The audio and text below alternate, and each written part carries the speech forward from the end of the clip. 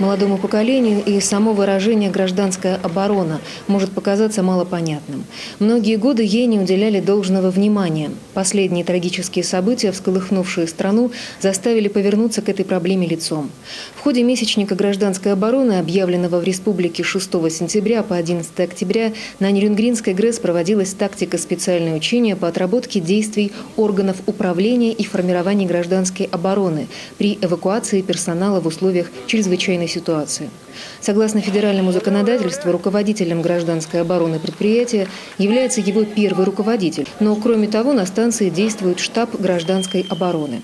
Подробнее об итогах учений, прошедших 29 сентября, расскажет его начальник Тен Мирон Санокович. В плане месячника гражданской обороны на Нерюнгринской ГРЭС запланированы проводились ряд мероприятий.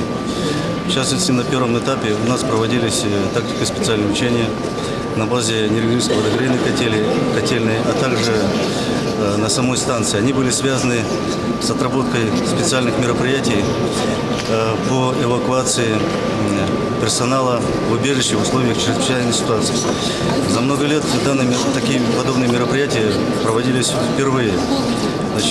Участвовали в формировании гражданской обороны повышенной готовности, в частности, противопожарное зрение и ряд других. 8 октября на спорткомплексе «Шахтер» прошли соревнования санитарных дружин. 7 команд представляли не только промышленные предприятия и организации, но и учебные заведения города. Цель мероприятия – не выявить победителя, а оценить степень готовности граждан к чрезвычайным ситуациям. В ходе учений команды отвечали на теоретические вопросы, применяли на практике навыки эвакуации пострадавших из очагов массового поражения, оказания первой медицинской помощи. Учитывалось время прохождения этапов, а ошибки, непростительные в чрезвычайных ситуациях, переводились в штрафные баллы. Санитарная дружина НГРЭС, кстати, выгодно отличавшаяся на площадке, по результатам соревнований стала лучшей. И победа эта, пожалуй, была предсказуемой.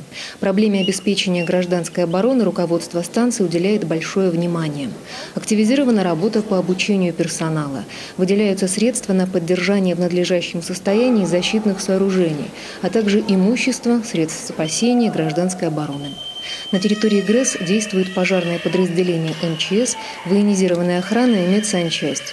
На предприятии не один год работают действительно высококлассные специалисты, врачи всех основных профилей, для которых было закуплено современное профессиональное реабилитационное и диагностическое оборудование. Как минимум с одним из правил поведения в чрезвычайной ситуации оказались знакомы и болельщики команды ГРЭС. Не было паники в их рядах. Скорее, напротив, была твердая уверенность в победе энергетиков. Да и остальным зрителям, может быть, в силу их малочисленности, возразить было нечего.